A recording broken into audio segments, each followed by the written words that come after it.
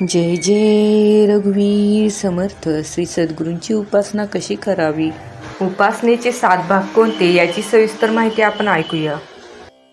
भाग पहिला, मनाची श्लोकमधील प्रार्थना. भाग दुसरा, स्मरणिका 7 वेळा जप. म्हणावयाचा मंत्र: ओम श्री गुरुदत्तात्रेय श्रीपाद श्री वल्लभाय नमः. भाग तिसरा, श्री सद्गुरु चरित्र 14वा अध्याय. भाग चौथा, श्री सद्गुरु चरित्र चालू वर्तमान अध्यायातील 25वी सकाळी 25वी संध्याकाळी. भाग पाचवा, श्रीमद दासबोध ग्रंथातील मंगलाचरण वाचन. भाग सहावा, श्रीमद दासबोध ग्रंथातील चालू वर्तमान समास वाचन. भाग सातवा, श्रीमानाची श्लोकमधील 3 श्लोक सकाळी, त्याच्या पुढचे 3 श्लोक संध्याकाळी.